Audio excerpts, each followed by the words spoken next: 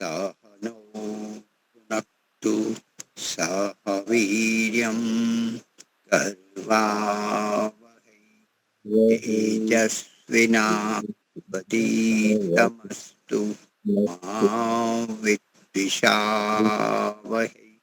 ओम शांति शांति शांति। सबको सादर नमस्ते जी। प्रारंभ करके आचार्य उत्तम का वचन हम सुनेंगे। ओम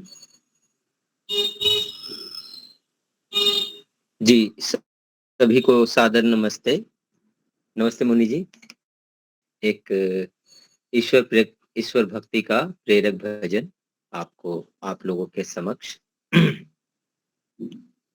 प्रभु को विसार किसकी आराधना करूं मैं, प्रभु को विसार किसकी आराधना करूं मैं, पाकल्पतरू किसी से क्या याचना करूं मैं, प्रभु को विसार किसकी आराधना करूं मैं। मोती मुझे मिला जब मानस के मानसर में, मोती मुझे मिला जब मानस के मानसर में, कंकड़ बटोरने की क्यों चाहना करूं मैं, कंकड़ बटोरने की क्यों या चाहना करूं मैं, प्रभु को विसार किसकी आराधना करूं मैं। सबके परम पिता जब घट घट में रम रहे हैं, सबके परम पिता जब घट घट में रम रहे हैं, लघु जान क्यों किसी की अवहेलना करूं मैं, लघु जान क्यों किसी की अवहेलना करूं मैं, प्रभु को विसार किसकी आराधना करूं मैं। मुझको प्रकाश प्रतिपल आनंद आंतरिक है, मुझको प्रकाश प्रतिपल आनंद आंतरिक है, जग के क्षणिक सुखों की क्यों कामना करूं मैं, जग के क्षणिक सुखों की क्यों कामना करूं मैं, प्रभु को विसार किसकी आराधना करूं मैं, पाकल्पतरू किसी से क्या याचना करूं मैं, प्रभु को विसार किसकी आराधना करूं मैं। ओम। सबका बहुत बहुत धन्यवाद। सादर बहुत नमस्ते। सुंदर। पारुल जी आप लेंगे एक भजन।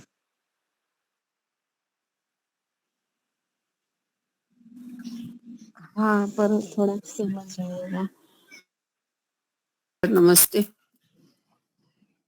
कण कण में जो रमा है, हर दिल में है समाया। कण कण में जो रमा है, हर दिल में है समाया। उसकी उपासना ही कर्तव्य है बताया। कण कण में जो रमा है। देखो ये गोलद, देखो ये तन के पुर्जे, करते हैं काम कैसे। जोड़ों के बीच कोई कब्जा नहीं लगाया। जोड़ों के बीच कोई कब्जा नहीं लगाया। कण कण में जो रमा है, एक पल की रोशनी से सारा जहान चमका। एक पल की रोशनी से सारा जहान चमका। सूरज सा एक दीपक आकाश में लगाया। सूरज सा एक दीपक आकाश में लगाया। कण कण में जो रमा है, दिल सोचता है खुद वो कितना महान होगा। दिल सोचता है खुद वो कितना महान होगा। जितना महान जिसने संसार है रचाया। कण कण में जो रमा है, हर दिल में है समाया। देखो ये गोल धरती चक्कर लगा रही है। देखो ये गोल धरती चक्कर लगा रही है। फिर की बना के ऐसी तरकीब से चलाया। कण कण में जो रमा है, हर दिल में है समाया। हर वक्त बन के साथी रहता है साथ सबके। हर वक्त बन के साथी रहता है साथ सबके। नादान पथिक उसको तो समझ भी न पाया। नादान पथिक उसको तो समझ भी न पाया। कण कण में जो रमा है, हर दिल में है समाया। उसकी उपासना ही कर्तव्य है बताया। उसकी उपासना ही कर्तव्य है बताया। कण कण में जो रमा है। धन्यवाद समझ देने के लिए। बहुत बढ़िया। तो आज के हमारे वक्ता भाग्य सिंह है, तो उनको करता हूँ प्रारंभ। प्राणायाम करेंगे 3 बार। ओम का नाम लेंगे, ओम का जप करेंगे और मानसिक स्थिति ऐसी बनाएंगे कि हम शांत हो रहे हैं और धारण करने की हमने क्षमता बनाई है। सबसे पहले क्लास में जब बच्चे पढ़ते हैं तो टीचर कभी भी सीधा पढ़ाना स्टार्ट नहीं करती, क्योंकि बच्चों को पढ़ाने से पहले बच्चों को शांत रहना आवश्यक है। इसी तरह से हम जब भी कोई भी चीज का स्वाध्याय करते हैं, किसी चीज का भी श्रवण करते हैं, कभी भी किधर भी, तब हमें अपने मस्तिष्क की वो स्थिति बनानी होती है कि हम जो भी श्रवण कर रहे हैं, सुन रहे हैं, समझ रहे हैं, उसको धारण करें। क्योंकि हम सबसे पहले गायत्री मंत्र में जब कहते हैं भर्गो देवस्य धीमहि, शुद्ध विज्ञान को धारण करें, और हमें सारी जितनी भी हमारा पुरुषार्थ है बुद्धि का, जब तक हम धारण नहीं कर रहे हैं, जिसको श्रवण कर रहे हैं, उसका चिंतन मनन करके, फिर उसकी निधिध्यासन करके अंत में हमारी स्थिति धारण की स्थिति आएगी, तभी ही सारा हमारा पुरुषार्थ जो होगा सफल होगा। नहीं तो हम जीवन भर काम करते रहेंगे और हमें सफलता नहीं मिलेगी। तो हम पहले अपनी धारण करने की स्थिति बनाएंगे, अपने मस्तिष्क को शांत रखेंगे, हमारे मस्तिष्क में ऐसी स्थिति बनाएंगे जो हम सुन रहे हैं वह अच्छी तरह से बैठ पाए। धी धृति स्मृति, जब तक ये तीनों शुद्ध नहीं होंगी तब तक हमारे प्रज्ञा अपराध होते रहेंगे। तो प्राणायाम से इन तीनों में अंतर पड़ता है। हमारी धी अच्छी रहती है, हमारा नियंत्रण धृति अच्छी रहती है, और हमारी स्मृति भी अच्छी होती है। तो ये केवल एक स्थिति बदलने की क्रिया नहीं है, ये जीवन की शैली है। तो अगर हम जीवन में सफल होना चाहते हैं तो हमें इस क्रियाशैली को अपनाना चाहिए। तो 3 बार ओम कहेंगे और इसके लाभ का ध्यान रखना है, क्योंकि जब तक हम लाभ नहीं देखेंगे हमारी किसी भी क्रिया में हमारा मन नहीं लगता है और हम उसमें श्रेष्ठ पुरुषार्थ नहीं देखते हैं।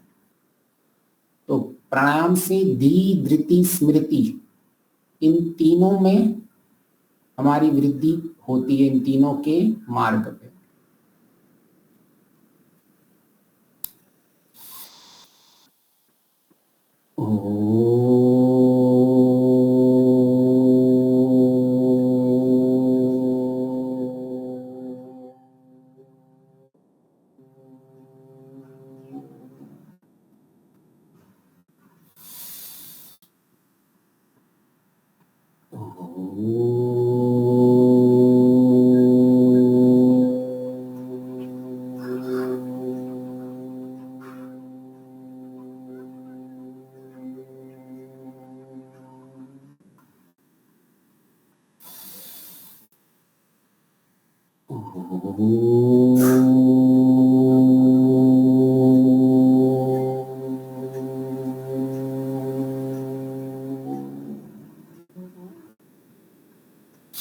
सबको सादर नमस्ते जी।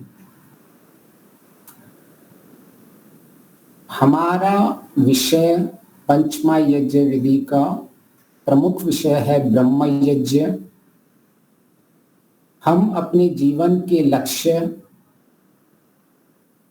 अत्यंत दुख की निवृत्ति और सुख की प्राप्ति के लिए प्रयत्नशील रहते हैं, उसके लिए उपाय ढूंढते रहते हैं। इस सांसारिक जो हमारा संसार है उसमें उपाय ढूंढते हैं। कहीं से सुनते हैं कि आध्यात्मिकता में इसका उपाय है तो हम आध्यात्मिकता में आ जाते हैं। कई समय आध्यात्मिकता में होने के बाद भी ऐसा लगता है कुछ विशेष उन्नति नहीं होती है, तो फिर से संसार की ओर चलते हैं। और जब फिर संसार की ओर चलते हैं तो कुछ कुछ सुख की अनुभूति होती है कि कम से कम हमें बाहर का सुख तो मिल रहा है। और क्योंकि हम आंतरिक सुख की अनुभूति नहीं करते हैं, हमारे दुखों की निवृत्ति निरंतर नहीं होती है और ऐसा हमें प्रतीत नहीं होता है, तो हम प्रायः आध्यात्मिक मार्ग में रुचि नहीं रख पाते, क्योंकि हमारा बहुत ही सरल नियम है। अगर जिस राह पे मेरे दुखों की निवृत्ति हो रही है, जिस मार्ग पे मेरे सुख की उन्नति हो रही है, तो आत्मा केवल उसी में ही लगा रहता है।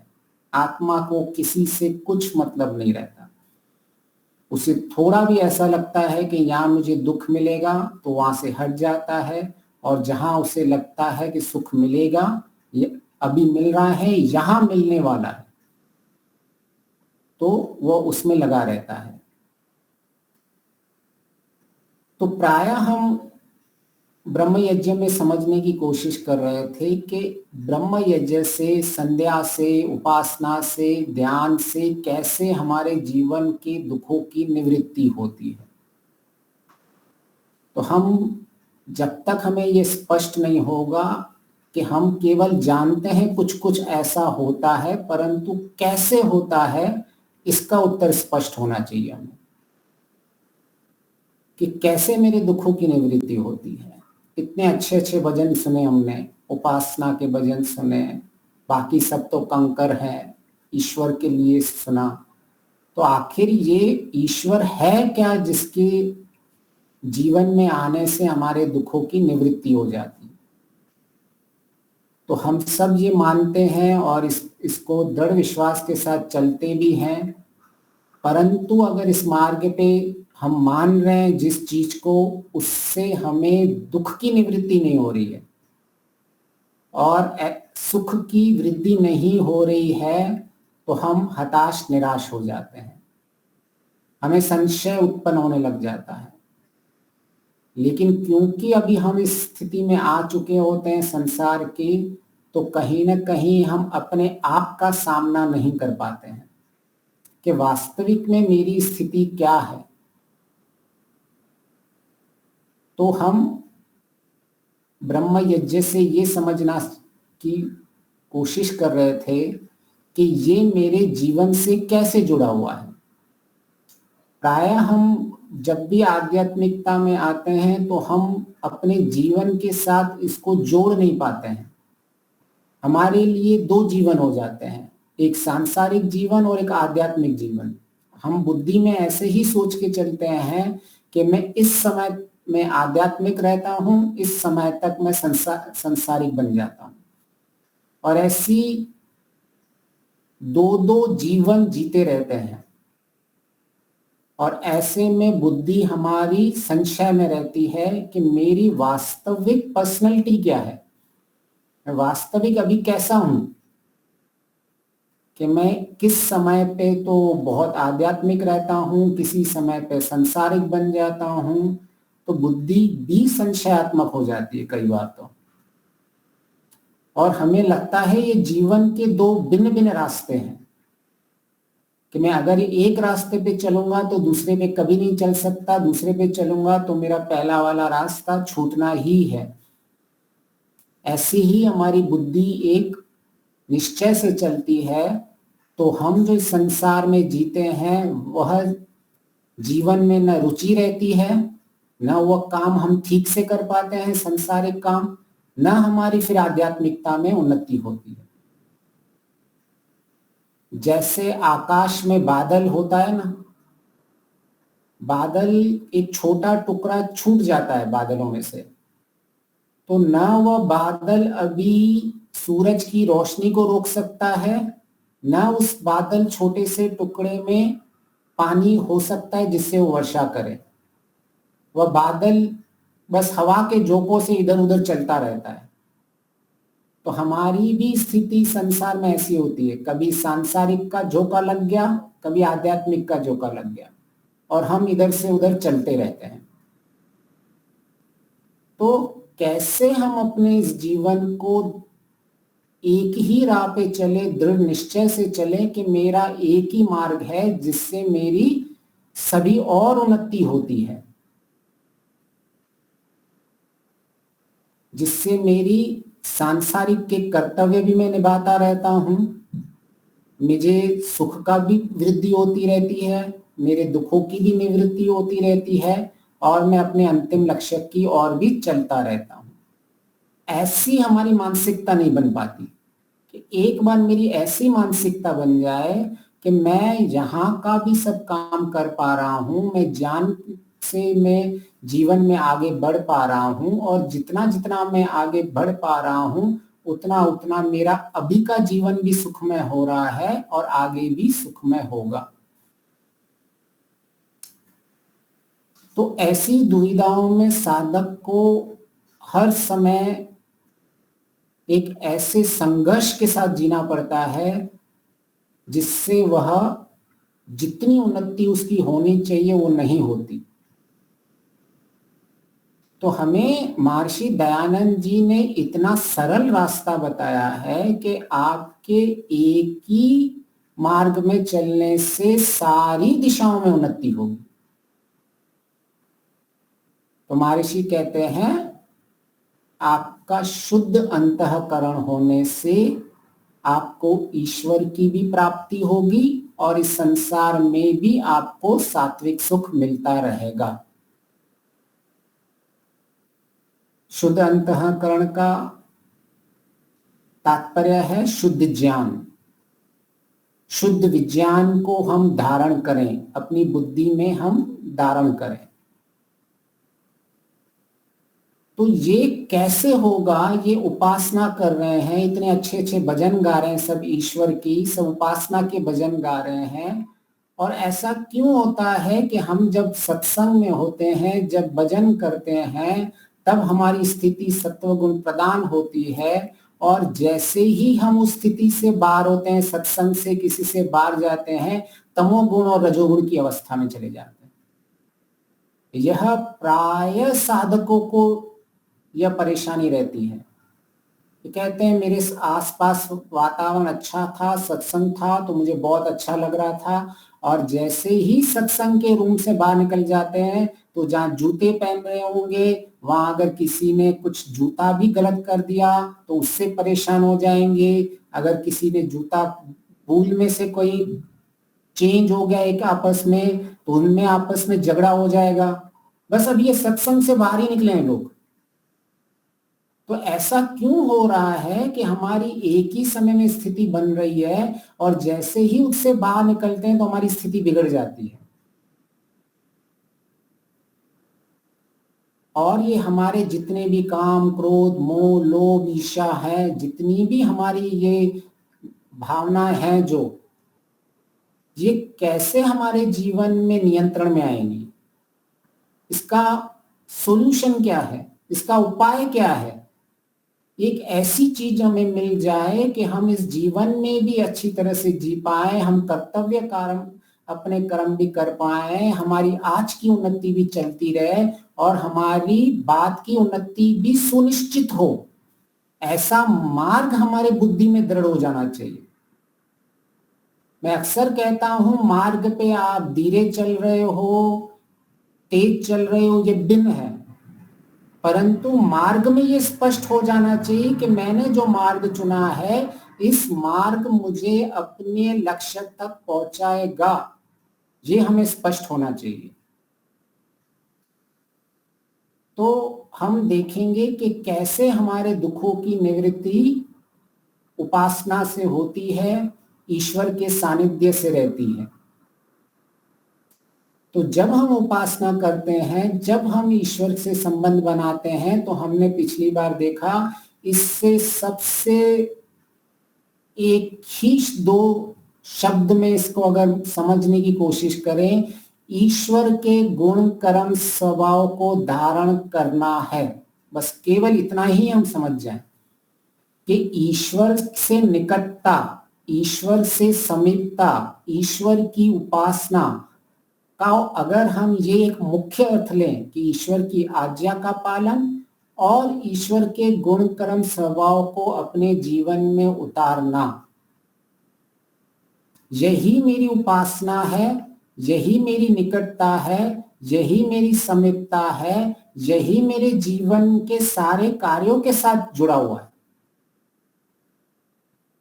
तो हम जो अपने कार्य करते रहते भी हैं, वह कार्य भी हमारे अच्छे होते रहेंगे, हम अपने कर्तव्य पालन भी ठीक से कर पाएंगे और जीवन में अपने लक्ष्य के में अंतिम लक्ष्य को भी प्राप्त करेंगे और आज का सुख भी पाएंगे।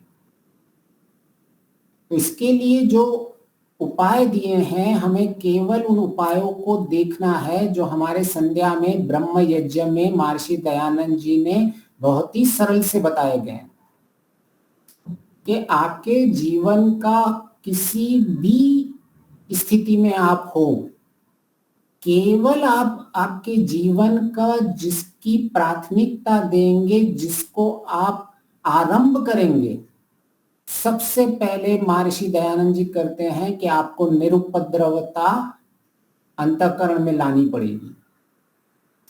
जब तक आपके अंतःकरण में निरुपद्रवता नहीं आ रही है, उपद्रव है, विचलित है मन, तब तक आप संसार में सांसारिक लक्ष्य होते हुए भी, मैं ऐसा नहीं कह रहा हूं कि आप आध्यात्मिक लक्ष्य बनाइए ईश्वर, कि ये आपको अंतःकरण की शुद्धता, ये आपकी उपद्रवता निरुपद्रवता केवल ये आध्यात्मिक उन्नति के लिए।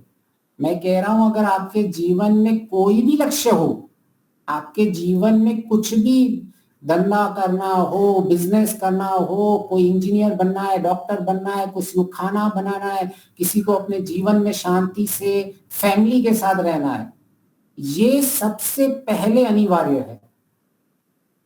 अगर ये ईश्वर का गुण आ जाए हमारे में, निरुपद्रवता, अविचलितता, तो हमारे जीवन की सभी दिशाओं में उन्नति होगी। तब हमें यह नहीं सोचना पड़ेगा अरे मैं तो संसार की ओर जा रहा हूं या मैं ईश्वर की ओर जा रहा हूं, मैं किस ओर जा रहा हूं, हमें ये कभी भी इस संशय में कभी नहीं पड़ेंगे हम। मैं निरुपद्रवता बढ़ा रहा हूं, मेरी 25% अभी मेरी निरुपद्रवता बनी है। इसका अर्थ यह है कि आपका 25% जीवन में ईश्वर से निकटता बन गई है। इसका अर्थ यह है कि आपके जीवन में आपका मन 25% नियंत्रण में आ चुका है। इसका अर्थ यह है आपके जीवन में काम, क्रोध, लोभ, मोह, ईर्ष्या ये सब 25% नियंत्रण में आ गए हैं। इसका अर्थ यह है आपके जीवन में 25% क्लेश जो है वह आपके कम हो चुके हैं। तो आप कितनी भी दिशाएं बना दें, केवल एक छोटी सी चीज इस निरुपद्रव में से आप अगर अपने जीवन के अंदर लेके आ रहे हो, आप भूल जाइए कि आपका सबसे बड़ा लक्ष्य क्या है। आपका केवल अभी इमीडिएट लक्ष्य देख लिए कि अभी मैं जीवन में अभी बैठा हुआ हूं, मैं ये अभी जो सुन रहा हूं अभी मेरा सत्व गुण प्रदान है, जैसे ही मैं यहां से भी बाहर निकलूं मैं निरुपद्रव को बनाए रखूंगा। यहाँ एक निरुपद्रव है, तो उस विषय में हमारे आचार्य जी ने कहा था लगभग कल, निरुपद्रव का मतलब निष्क्रियता नहीं है, स्थिर हो जाना नहीं, रुक जाना नहीं है, लेकिन जो प्रवाह होना चाहिए उसी प्रवाह में यथावत बने रहना और ऊपर नीचे नहीं होना, विचलित नहीं होना गति से और मन से, वह निरुपद्रवता है। इस प्रकार बहुत अच्छा निरुपद्रव का अर्थ होता है मन में उपद्रव नहीं होना, जिसको बोलते हैं विचलित नहीं होना। उसका सक्रियता शरीर की ऐसा नहीं अर्थ होता है कि शरीर में सक्रियता न हो। आपकी निरुपद्रव रहते भी आप बाहर से सक्रिय सारे काम करते रहते हैं। इस निरुपद्रवता आंतरिक स्थिति है कि मैं हर स्थिति का समाधान कर देता हूं।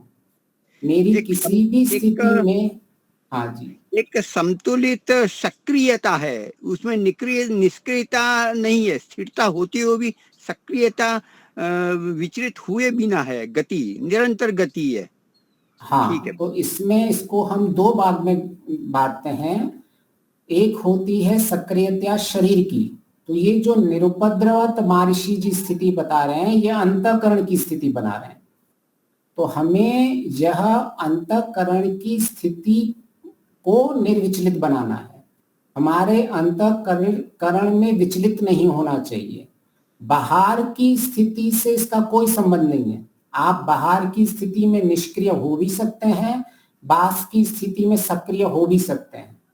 मैं आपको किसी भी कार्य करते समय, मैं इसका सिंपल से उदाहरण है, जैसे आप सवेरे सवेरे आप दंड बैठक करते हैं, तो दंड बैठक आप दो तरह से कर सकते हैं। अरे जल्दी जल्दी करना है, इसके बाद मुझे ऑफिस जाना है, इसके बाद मुझे ये काम, मन पूरा अंदर आपका विचलित पड़ा हुआ है और बाहर से आप दंड बैठक सक्रिय हैं। और दूसरा है, आप दंड बैठक करते हुए मन में कोई विचलता नहीं है, इससे मेरी शक्ति बढ़ रही है, इससे मेरा सामर्थ्य बढ़ रहा है, इसमें से मेरे शरीर के अंदर सारा डिटॉक्सिफिकेशन हो रहा है। आप एक शांत, निर्विचलित, निरुपद्रव अवस्था में बाहर से आप दंड बैठक कर रहे हैं।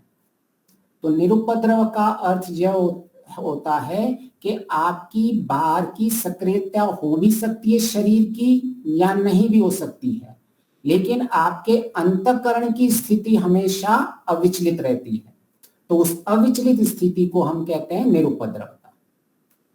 तो आप बाहर से जो भी कार्य करें उसका अंतःकरण से सीधा सीधा आप ऐसा कभी नहीं कर सकते, कह सकते हैं कि अगर मैं चिल्लाऊं किसी के ऊपर, कोई मुझे अगर कार्य दिया गया है कि सामने वाले किसी मजदूर से काम करवाने का, और वो मजदूर संस्था में काम नहीं कर रहा है, और मैंने उसको चिल्ला के कहा भाई कब से मैं तेरे को बोल रहा हूँ ये काम नहीं कर रहा है, तो इसका अर्थ यह नहीं होता है कि मेरा मन विचलित है।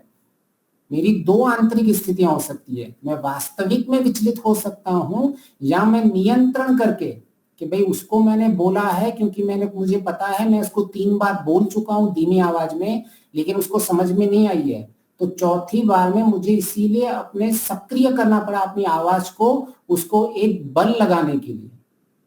तो अंतःकरण यह जो स्थिति है, यह आंतरिक स्थिति होती है निरुपद्रवता, जिसका बाहर की स्थिति से सक्रियता हो भी सकती है आपकी, नहीं भी हो सकती है। वह साधक की साधना कितनी है उस पर निर्भर करता है, उसकी उपासना कितनी है, उसकी स्थिति कितनी है, उसकी परिपक्वता कितनी है, वह उसके ऊपर निर्भर करता है कि उसने बाहर से सक्रिय होते हुए भी अंदर से अपनी स्थिति कैसे बनाए रखी।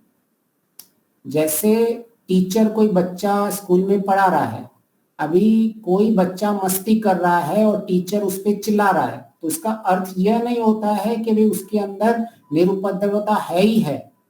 वह शांत रह के भी उस बच्चे की भलाई के लिए उसको बोल रहा है कि तू चुप हो जा, नहीं तो तेरी हानि हो जाएगी, तेरी पढ़ाई की हानि हो जाएगी। वो उसकी वृद्धि चाहता है, लेकिन एक ही स्थिति में वास्तविक में उस जो टीचर है उसको गुस्सा आ रहा है उसके ऊपर कि ये कितनी मस्ती कर रहा है, इसको कितनी परेशानी हो रही है, इसके कारण मेरी स्थिति बिगड़ रही है, इसके कारण मैं दूसरों को नहीं पढ़ा रहा हूं, अंदर से द्वेष है उस बच्चे के लिए। तो ऐसी स्थिति में उसकी निरुपद्रवता नहीं मानी जाएगी। उसको मैं इसीलिए डांट रहा हूं क्योंकि उसकी उन्नति है उसमें, मैं इसीलिए डांट रहा हूं क्योंकि दूसरे बच्चों को उससे परेशानी हो रही है, मैं इसीलिए नहीं डांट रहा हूं कि मेरे मन में उसके लिए द्वेष है। मुझे ये स्पष्ट होना चाहिए कि बच्चे हैं, बच्चे मस्तियां करेंगे, लेकिन इसका अर्थ ये नहीं है कि मुझे उनसे द्वेष हो जाए। तो निरुपद्रवता वह स्थिति है जिसमें हम क्लेशों की जो भी स्थिति होती है हम उसके तनु से भी कम करने की स्थिति बनाने का प्रयत्न करते हैं। तो जब हम एक स्थिति को इसको पकड़ लेते हैं निरुपद्रवता को, जो महर्षि दयानंद जी गायत्री मंत्र में कहते हैं शुद्ध विज्ञान को धारण करो, और शुद्ध विज्ञान को जो सबसे पहले कहते हैं कि निरुपद्रव को धारण करो जीवन के अंदर, तो सबसे पहले महर्षि ये स्पष्ट कर देते हैं कि आपके जीवन में कैसे भी लक्ष्य हो, आपके जीवन में कौन से भी लक्ष्य हो, बाहर के लक्ष्य हो, अंदर के लक्ष्य हो, आपके सांसारिक लक्ष्य हो, आपके आध्यात्मिक लक्ष्य हो, कोई भी चीज है, जब तक निरुपद्रवता आपके अंतःकरण में नहीं आ रही है तब तक हमारा जीवन सफल कभी नहीं हो सकता। विचलित अवस्था उसमें हमारी कम होती जानी चाहिए। अभी यह हमें देखना है कि ये कैसे आएगी स्थिति। हम इतने संसार के अंदर, अपने समाज के अंदर इतनी विपरीत परिस्थितियों में रहते हैं। हमारे लिए यही सबसे पहले कठिनाई आती है कि हम बोल तो रहे हैं कि शांत रहें, मन में सत्व गुण को प्रदान रखें, सत्व गुण प्रदान रखें, लेकिन जैसे ही संसार में उतरते हैं हमारे तमोगुण और रजोगुण उभर जाते हैं। तो हमारे लिए ये वास्तविकता ये स्पष्ट होना चाहिए कि जब कहते हैं कि ईश्वर, क्यों महर्षि दयानंद जी कहते हैं कि उपासना निरंतर होनी चाहिए, क्यों महर्षि दयानंद कहते हैं कि अष्टांग योग से आप ईश्वर से समित रहें, क्यों महर्षि और सारे शास्त्र कहते हैं कि आपकी जो भक्ति है वो अनन्य भक्ति होनी चाहिए। हमारा प्रॉब्लम क्या है, हम छोटी थोड़ी देर के लिए जब सत्संग सुनते हैं तब तो हमारे अंदर भक्ति उभर जाती है, ऐसा लगता है मेरे से बड़ा तो कोई ईश्वर का भक्ति नहीं है, ऐसा हम अपने आप को समझने कर सकते हैं। और जैसे ही संसार में उतरते हैं वैसे ही हम अपने तमोगुण और रजोगुण से ग्रस्त हो जाते हैं। तो उसका मुख्य कारण क्या है? उसका मुख्य कारण है उपासना का जीवन में न होना, उसका मुख्य कारण है ब्रह्म यज्ञ न करना, उसका मुख्य कारण है संध्या को जीवन में धारण न करना, उसका मुख्य कारण है उपासना को जीवन में धारण न करना। तो जब हमें ये स्पष्ट हो जाएगा कि ये निरुपद्रव मेरी उपासना है, मैं ये निरुपद्रव जितना जितना बनता जा रहा हूं, मैं ईश्वर के गुण जैसा भी निरुपद्रव ईश्वर का ये निर्गुण है, तो ईश्वर भी निरुपद्रव है और मैं भी निरुपद्रव है। तो एक तो मुझे इतनी सारी जो ईश्वर के प्रति जो मुझे लग रहा है कि मैं दूरी बढ़ रही है, वो सबसे पहले मेरी दूरी कम हो जाती है। सबसे पहला लाभ नंबर 1 कि हमारी ईश्वर से निकटता बढ़ जाती है जितने जितने हम निरुपद्रव होते हैं। दूसरा, जितने जितने हम निरुपद्रव आंतरिक होते हैं, हम अपने मन की एक एक गतिविधि को देख सकते हैं, हम अपने दृष्टा भाव में रह सकते हैं, हम साक्षी भाव में रह सकते हैं। इसका अर्थ यह है कि हमारी आत्मा के प्रति भी सचेत हम होते जा रहे हैं। तो एक ईश्वर के निकट हो रहे हैं, एक अपने खुद के अस्तित्व के ज्ञान के निकट हो रहे हैं। तीसरा, जो भी हम संसार में काम कर रहे हैं, हमारे कर्तव्य कर्म कर रहे हैं, वह कर्तव्य कर्म भी बहुत अच्छी तरह से होते हैं जिससे हमें बाहर का सुख मिलता है, सात्विक सुख मिलता है। तो इसमें उपासना के 3 लाभ होंगे। आपने केवल एक छोटी सी निरुपद्रवता की है, आपने सारे ज्ञान को आप एक तरफ रख दो कि ईश्वर को पाना है, ईश्वर को प्राप्त करना है, आत्मा को पाना है, मुझे संप्रज्ञा समाधि जानी है, सब आप तीनों को, सब जितना भी ज्ञान है उसको एक तरफ रखो और केवल इतना सा हम समझ लें कि ये निरुपद्रवता को मुझे हर समय अपने साथ बनाए रखना है। तो आपकी अनन्य भक्ति भी चलती उपासना होती रहेगी, क्योंकि आप हर बार ये निरुपद्रव ईश्वर का गुण धारण में लगे हुए हो और हर बार आप अपने आप के जो साक्षात्कार के समय रास्ते पे भी लगे हो। दूसरा, जो भी आप कार्य कर रहे हो उसमें आपकी सबसे उत्तम में उत्तम कार्य में क्वालिटी काम होगा आपका। तो आपको जितना उत्तम उसका रिजल्ट मिलने वाला है उसका परिणाम आपको मिलेगा और उस परिणाम से पहले ही आपके अंदर जो सत्वगुण का सुख है वह उभर जाएगा। तो उसके बाद अगर आपको परिणाम जैसा चाहते थे मिले तो आपको बोनस मिलेगा, अगर नहीं मिले तो आपको उसका मूल सुख तो पहले से ही सात्विक सुख मिल गया होता है। तो आपकी स्थिति ऐसी हो जाती है, आप एक मोमबत्ती की तरह नहीं जीते हो। मोमबत्ती मैंने पहले बताया था ना, उसकी स्थिति कैसे होती है। एक कमरे में मोमबत्ती रखेंगे, जब उजाला होता है तो हम खुश हो जाते हैं और मोमबत्ती बुझ जाती है तो हम निराश हो जाते हैं। लेकिन सूरज में मोमबत्ती जले या बुझे कोई अंतर नहीं होता। हम इतने बड़े सुख और आनंद की ओर चलते रहते हैं कि ये बाहर के सुख और दुख हमें कोई अंतर ही नहीं पड़ते। तो ये निरुपद्रव हम कैसे बनाए रखें, हमें ये संध्या में स्पष्ट हो जाता है। तो सबसे पहले गायत्री मंत्र में हम जब संध्या करते हैं तो हम यह कहते हैं, जो ये शुद्ध ज्ञान है यह मेरी बुद्धि में बना रहे, यह बुद्धि में सन्मार्ग में प्रेरित होती रहे। तो हम सबसे पहले शुद्ध ज्ञान को अपने आप में सरेंडर कर देते हैं, समर्पण कर देते हैं, शरणागति में चले जाते हैं कि जितना भी मैं काम करूंगा मैं केवल शुद्ध ज्ञान से ही काम करूंगा, तो मेरे जो सारे काम होंगे वो मेरे परफेक्ट काम होंगे, मुझे दूसरों के ज्ञान की आवश्यकता नहीं पड़ेगी।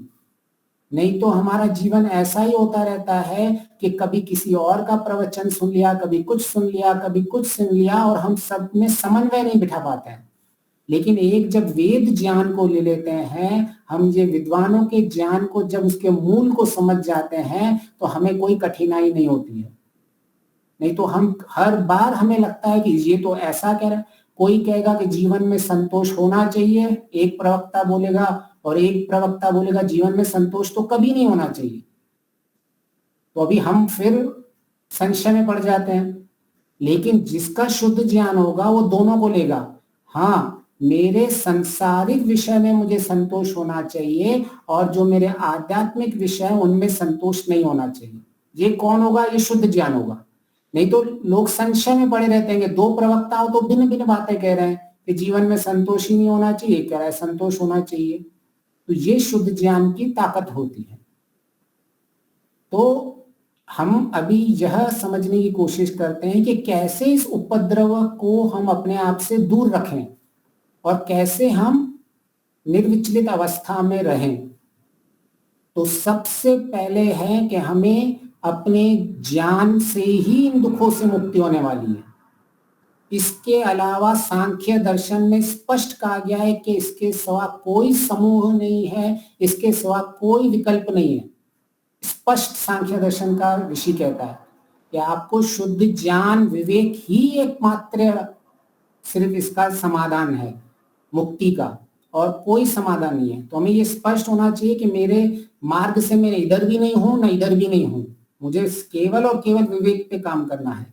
इसका कोई समुच्चय भी नहीं है, कोई इसका विकल्प भी नहीं है। तो ये जब हमें स्पष्ट हो जाता है तो हम अपने जीवन में आगे बढ़ते रहते हैं। हमने उस शुद्ध ज्ञान को अपने आप को समर्पण कर देते हैं कि मैं केवल इसी शुद्ध ज्ञान से आगे काम करता रहूंगा, और जितना जितना मैंने जीवन में लिया है उतना उतना मैं आगे बढ़ता रहूंगा। दूसरा,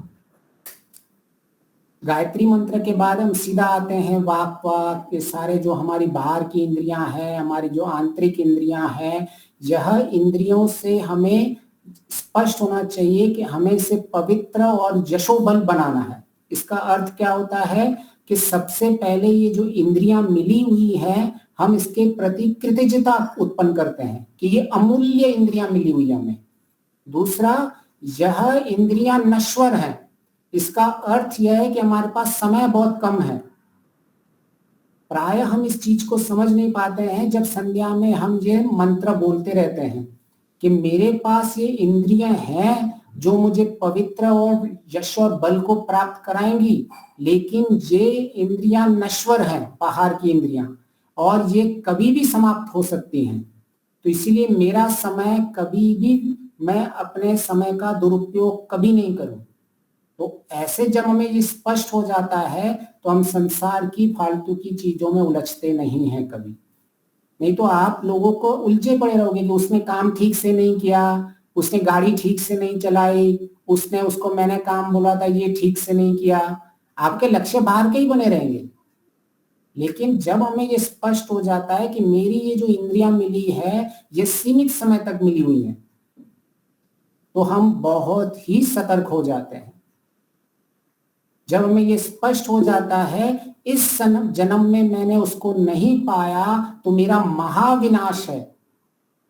केनोपनिषद में आता है ना, इस जन्म में पा लिया तो ठीक है, नहीं तो समझ लो महाविनाश है। हमें महाविनाश दिखता ही नहीं है। तो हमारी जो संध्या चले, हमें स्पष्ट होना चाहिए कि इंद्रियों का मैंने अगर सदुपयोग नहीं किया तो मैं महाविनाश की ओर जा रहा हूं। फिर ये इंद्रियां, मुझे एक दो चीज है कि एक बाहर की इंद्रिय होगी और मेरी आंतरिक इंद्रियां, मेरा अंतःकरण। तो हमें ये दो चीज स्पष्ट होनी चाहिए कि मेरे इन सब के बीच में मैं ये इंद्रियां नहीं हूं, न ये मैं अंतःकरण हूं। मैं एक ऐसी सत्ता हूं जो इनका प्रयोग कर रही हूं। तो अभी हमारे में जब हम 3 लेयर में अपने आप को देखते हैं, पहले बाहर हमारे स्थूल शरीर में, बीच में अंतःकरण में, और तीसरे हम अपने आप को देखते हैं, तो हमारे जितने भी बाहर के कार्य होते हैं, हमें ये पता चलता है कि जितने भी हमारे आलंबन आ रहे हैं, वो आलंबन सीधा सीधा मेरे पे नहीं आ रहे हैं। आज क्या हो रहा है, हमारी उपद्रवता क्यों बढ़ रही है? हमारी उपद्रव बढ़ने का कारण यही है कि हम ऐसे सोचते हैं कि ये जो आलंबन आ रहा है, उसने मुझे इतना, मेरा अपमान कर दिया, मेरी निंदा कर दी, मेरी हानि कर दी, हमें लगता है वो सीधा सीधा मुझ पे हो रहा है। लेकिन हमें ये स्पष्ट होना चाहिए, यह केवल मेरे स्थूल इंद्रियों से मैंने सुना है, मैंने अंतःकरण में इसको समझा है ऐसा, लेकिन मुझे कुछ नहीं हो रहा है। तो ये 3 चीजें हमें स्पष्ट होनी चाहिए, तो फिर हमें उपद्रवता कभी नहीं आएगी।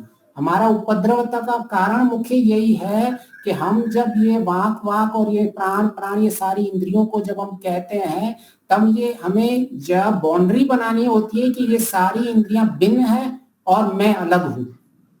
तो अभी जो भी आपके अंदर आएगा, सबसे पहले आप बम की तरह फूटोगे नहीं।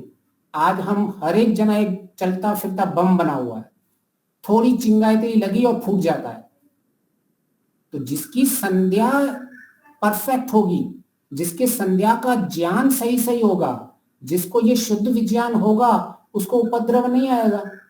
ठीक है, ये मैंने सुना, ये मैंने अभी इसका विवेचन किया और इसका ये उत्तर आया, और ये मैंने अंतःकरण में सबको देख लिया, मैंने सबको साक्षी भाव में देख लिया। तो जब तक आप साक्षी भाव में नहीं देखोगे, जब तक आप दृष्टा भाव में नहीं देखोगे, तब तक आपके जीवन के अंदर ये उपद्रवता कम नहीं होगी। तो अभी हम देखें कि ये कैसे आगे कम हो सकती है। तो सबसे पहले जब मुझे पता है कि इसके और इसमें गैप है, मेरे अंतःकरण और मेरे स्थूल शरीर में दोनों के बीच में गैप है, और मेरे अंतःकरण और मुझ में ये गैप है, तो सबसे पहले ये जब हमें ये खाली जगह दिख जाती है, तो हम तुरंत कभी भी फूटेंगे नहीं।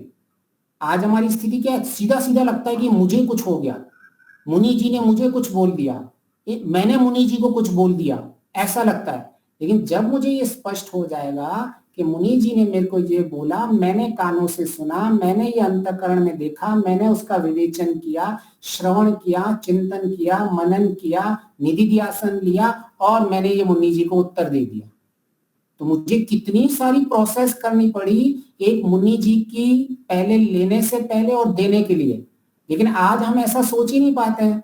हमें तो ऐसा लग रहा है कि मैं ही बुद्धि हूँ, मैं ही ये शरीर हूँ, मैं ही सब कुछ हूँ, और हमें कोई भी कुछ बोलता है हम तुरंत उसके पीछे चिल्लाने लग जाते हैं। तो जिसको संध्या सही सही पता है, जो संध्या का सही सही विवेचन कर रहा है, जो ब्रह्म यज्ञ कर रहा है, वह कभी भी नहीं ये करेगा, उसको पता है ठीक है सबसे पहले इसने मुझे कुछ बोला, तो उसे ये स्पष्ट रहता है। 3 नियम उसको हमेशा स्पष्ट रहते हैं। पहला नियम, ये संसार त्रिगुणात्मक है। दूसरा नियम, ये संसार परिवर्तनशील है। तीसरा नियम, इस संसार में सब स्वतंत्र हैं। तो उसे किसी से निराशा ही नहीं होगी। भाई वो पहले से ही सामने वाला स्वतंत्र है, सामने वाला पहले ही परिवर्तनशील है, और पहले वाले सामने वाले में तमोगुण रजोगुण हो ही सकते हैं। हम ऐसे क्यों मान के चलते हैं कि सारे सत्वगुण प्रधान ही मुझे सवेरे सवेरे मिलेंगे। मैं तो जब सवेरे उठता हूं तो मैं ऐसे सोचता हूँ इस संसार में जब जा रहा हूँ, किसी हॉस्पिटल में जा रहा हूँ, वहां मुझे बीमार लोग भी मिलेंगे, मुझे डॉक्टर भी मिलेंगे, मुझे नर्स भी मिलेगी, सेवा करने वाले भी मिलेंगे, सत्वगुण वाले मिलेंगे, और तमोगुण और रजोगुण वाले बीमार वाले लोग भी होंगे।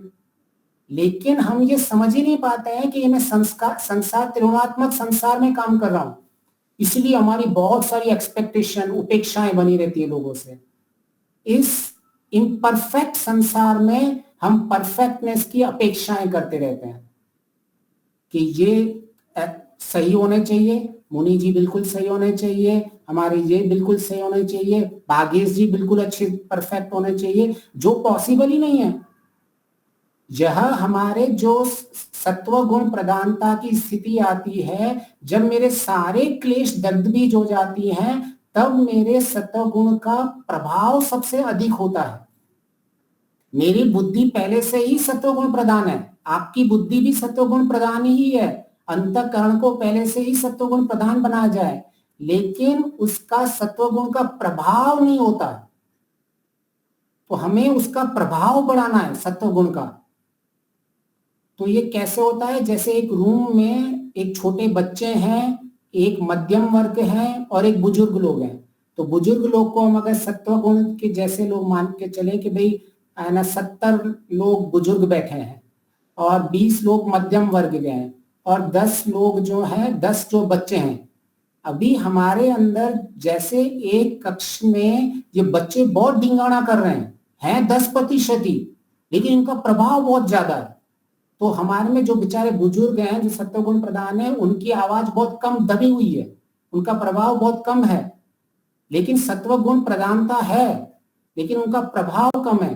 तो हमें ये स्पष्ट होना चाहिए कि इस संसार के अंदर सत्व गुण वाले लोग और तमोगुण रजो वाले लोग मुझे मिलेंगे, तो मुझे कभी भी उपद्रव आएगा ही नहीं, क्यों? मुझे पता है हाँ सामने ऐसे लोग मिलने वाले हैं।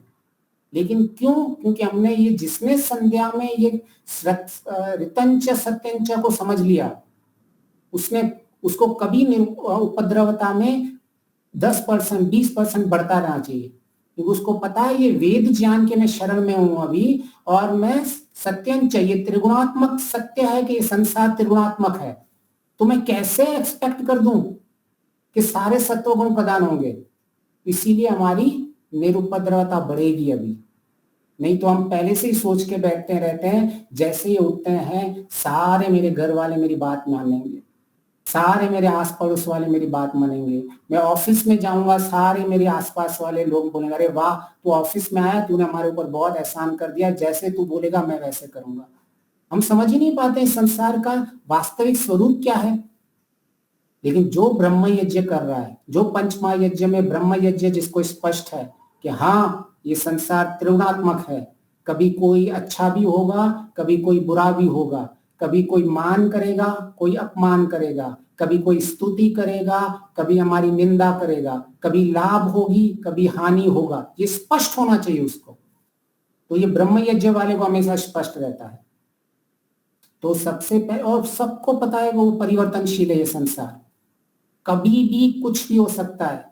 आज जो आप मेरे को कोई हार पहना रहा है, कल मेरे को चप्पल भी मार सकते हैं, उसके लिए भी हमें तैयार रहना चाहिए। कब किसकी बुद्धि भ्रष्ट हो जाए आपको क्या पता, कब किसमें तमोगुण बढ़ जाए किसको क्या पता, कब किसमें रजोगुण बढ़ जाए क्या पता। लेकिन नहीं, हम तो ऐसे ही जीवन जिएंगे कि नहीं सब तो मुझे सत्व गुण वाले ही मिलेंगे, सत्व गुण वाले भी मिलेंगे, तमोगुण वाले भी मिलेंगे, रजोगुण वाले भी मिलेंगे, तो मैं क्यों उपद्रव करूं जब मुझे पहले से ही पता है। फिर तीसरा जो नियम आता है कि सब स्वतंत्र हैं। जब ईश्वर ने लोगों को स्वतंत्र बनाया हुआ है, ईश्वर की लोग बात नहीं मान रहे हैं, तो आप कैसे स्वयं को अपना इतना बड़ा मान सकते हैं कि आपकी लोग सब बात माने। तो जिसे ये स्पष्ट होता है तो उसको दुख नहीं होता, वरना आधे लोग तो इसी के लिए रोते रहते हैं, मेरे बच्चे मेरी बात नहीं मानते हैं, मेरी बीवी मेरी बात नहीं मानती, मेरा पति मेरा बात नहीं मानता, मेरे पड़ोसी बात नहीं मानते, मेरे ऑफिस वाले बात नहीं मानते, इसी में ही सारी जिंदगी रोते रहते हैं। लेकिन जो उपासना करता है, जो ब्रह्म यज्ञ करता है, उसको पता है मैंने अपना पुरुषार्थ दे दिया, मुझे जो उनको बोलना था मैंने बोल दिया, अभी वो माने तो ठीक है, नहीं माने तो भी ठीक है, मैं उपद्रव नहीं होऊंगा। तो जो ब्रह्म यज्ञ कर रहा है उसका कैसे ईश्वर के साथ समीपता बन रही है देख रहे हो आप। अभी उसकी उपद्रवता बढ़ती जा रही है, निरुपद्रवता बढ़ती जा रही है, उसके जीवन में शांति आती जा रही है, और तटस्थ भाव से अपने मन की हर एक क्रियाओं को देख भी रहा है। तीनों दिशाओं में उसकी उन्नति हो रही है जो उपासना कर रहा है। तो यह होता है उपासना का कमाल। और सबसे फिर जैसे ही आगे बढ़ता है तो योस्मान द्वेष्टियम वयम दिश्मस्तम वो जम्बे दद्मः, वो स्पष्ट करता है कि हाँ मेरा अंतःकरण मलिन हो रहा है, अब तक मेरी उच्च स्थिति नहीं आ रही है। तो सबसे पहले वो सवेरे और शाम को अंतःकरण की मलिनता को हटाता रहता है कि मेरे अंदर जो ये द्वेष है 6 बार बोलता है कि मैं द्वेष नहीं करूंगा, मैं द्वेष नहीं करूंगा, मैं द्वेष नहीं करूंगा, मैं द्वेष नहीं करूंगा, और जितनी मलिनता है उसको क्लीन करता रहता है, हटाता रहता है, हटाता रहता है, हटाता रहता है। और इस तरह से ईश्वर के साथ जुड़ से शुद्ध होता जा रहा है और साथ साथ में मलिनता को हटा रहता है। क्षमा धर्म में सबसे पहले दूसरा नंबर है। सबसे पहले ही हम जब बोलते हैं दूसरे नंबर पे क्षमा रख दिया है। धृति क्षमा कि धृति आप में नियंत्रण शक्ति, हमने इंद्रियों को पहले नियंत्रण कर दिया, फिर क्षमा कर दिया लोगों को। भाई मैं क्षमा इसलिए नहीं कर रहा हूं कि तू अच्छा है या बुरा है, मैं क्षमा इसीलिए कर रहा हूं कि मेरी क्लीनिंग हो रही है, मेरी शुद्धता हो रही है। फिर आप देखो वो इतने हल्के हो जाते हैं लोग, वरना हम इतने भारी करके जीते रहते हैं, पता नहीं मन में दूसरों के लिए क्या क्या भरा हुआ है। तो जब हम जिसका ब्रह्म यज्ञ करता है वो सबसे पहले सवेरे और शाम अपने आप को इस क्लेश द्वेष क्लेश से हटाता रहता है। और क्या कहता है, ऐसे नहीं कहता है कि भाई ठीक है मेरा द्वेष कम हो जाए। ईश्वर में द्वेष आपके न्याय व्यवस्था पे छोड़ रहा हूं। इसका अर्थ क्या है कि जो मुझसे द्वेष कर रहा है उसको जीवन के अंदर उसका दंड मिलने ही वाला है। तो यहाँ हम किसी के ऊपर माफ नहीं कर रहे हैं किसी को। अगर किसी को लग रहा हो कि आपने द्वेष नहीं किया तो बहुत बड़ी बात कर दी, आप बोल रहे हैं ईश्वर मैं आपकी न्याय व्यवस्था पे छोड़ रहा हूं। इसका अर्थ यह है कि मेरे साथ कुछ बुरा हुआ है तो मेरी क्षतिपूर्ति हो जाएगी, और उसके साथ कुछ बुरा हुआ है तो उसको दंड मिलने वाला है। उसको दंड मिल रहा है, मेरी क्षतिपूर्ति हो रही है, तो उपद्रव किस चीज का? उपद्रव होने के लिए मुझे कुछ हानि दिखनी चाहिए ना, मेरी हानि तो हो नहीं रही है।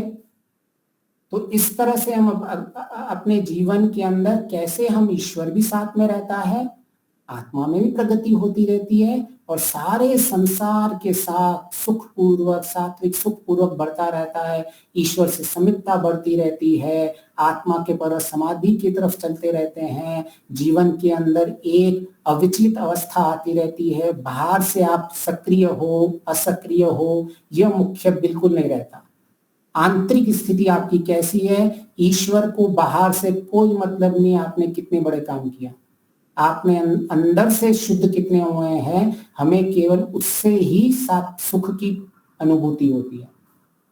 तो हमारे जीवन में जब हमें ये स्पष्ट हो जाता है कि हम शुद्ध कर रहे हैं, लेकिन प्रायः हमारी क्या सोचते हैं, हम शुद्धता का अर्थ ये सोचते हैं कि बाहर से मैंने केवल कुछ बोल दिए, शब्द बोल दिए, अच्छे शब्द बोल दिए, भगवान का नाम ले लिया तो मैं शुद्ध हो रहा हूं। नहीं, कुछ सकारात्मक सोचा नकारात्मक निकाल दिया, यह शुद्धता वहां की बात नहीं कर रही। यह शुद्धता हो रही है ईश्वर के गुण के साथ अपने गुण को मिलाने की। जब तक आपका गुण ईश्वर के गुण के साथ नहीं मिला है तब तक आपको कभी शुद्ध नहीं हो सकते हो, क्योंकि यह संसार तो सत्व रज तम तीनों है, ईश्वरी गुणातीत है, सब प्योर सिर्फ ईश्वरी है। तो आपको ईश्वर के गुण को धारण करना ही पड़ेगा, और वह केवल आपको मुक्ति नहीं आपके जीवन के सारे लक्ष्यों को प्राप्त करवाएगा। तो यह है ब्रह्म यज्ञ का मुख्य लाभ। अगर किसी को कोई प्रश्न हो तो तुरंत प्रश्न ले सकते हैं, नहीं तो फिर हम इसको आगे लेके चलेंगे।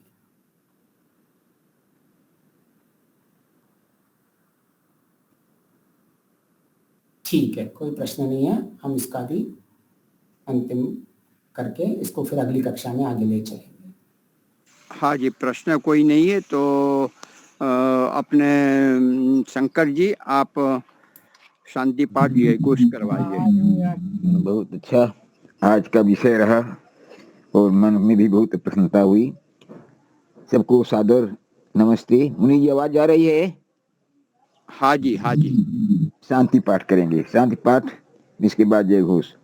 ओम ध्यो शांति अंतरिक्षम शांति पृथ्वी शांतिरापः शांतिरुषधयः शांतिर वनस्पतयः शांतिर्विश्वे देवा शांतिर्ब्रह्म शांतिः सर्वं शांतिः शांतिरेव शांतिः सामा शांतिरेधि। ओम शांतिः शांतिः शांतिः। जय घोष। जो बोले सो अभय। सत्य सनातन वैदिक धर्म की जय। मर्यादा पुरुषोत्तम भगवान राम की जय हो जय हो योगीराज भगवान कृष्ण की जय हो जय हो व्याकरण सूर गुरु गिरिजानंद की जय हो जय हो गुरु प्रवर्तक महर्षि दयानंद सरस्वती की जय हो जय हो भारत माता की जय हो जय हो जय हो गौ माता की रक्षा करे रक्षा हो देश के अमर शहीदों की जय हो जय हो वेद की ज्योति जलती घर घर रहे पहुंचे ओम का झंडा ऊंचा रहे रहे आर्य समाज अमर अमर अमर रहे रहे सत्यार्थ प्रकाश अमर रहे घर घर के प्रणव ध्वनि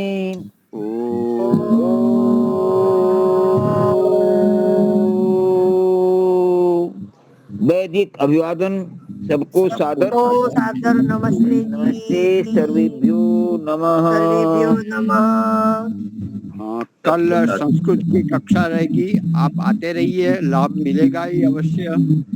भजन के लिए भी आ जाइए, संस्कृत गीतिका हो तो बहुत ही बढ़िया। तो कल पुनः मिलते हैं।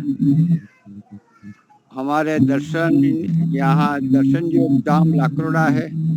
अभी तो हमारे ज्योति माता जी, प्रताप जी, वो तो अपने वहाँ गए हैं अपने घर की ओर। हमारे दूसरे सीमा जी है और मीना जी है, वो भी अपने और गुरुकुल में जा रहे हैं जो कन्याओं का है। हमारे दो स्वामी जी हरीश्वरन जी, वो भी अभी 1 सप्ताह 10 दिन के लिए गए हैं। दूसरे हमारे अपूर्णानंद जी, वो भी गए हैं। मैं लगता हूँ मैं अकेला ही हूँ। हमारे उदय भी है, ठीक है। तो और आज हमारे आचार्य प्रिय जी भी मौन में है। तो आज तो ऑफिस में बैठा हूँ, बाहर ही बैठा हूँ, ज़्यादा अच्छा लगता है, प्रकृति के बीच में हूँ। और एक हमारा बड़ौदा से एक विद्यार्थी अभी कुछ दिन पहले आया था, वो पुनः आ रहा है, वैकेशन है तो यहाँ पढ़ेगा, अपना कुछ कक्षाएं लेगा, तो अच्छा लगता है। आप भी आते रहिए, मुलाकात लेते रहिए। धन्यवाद।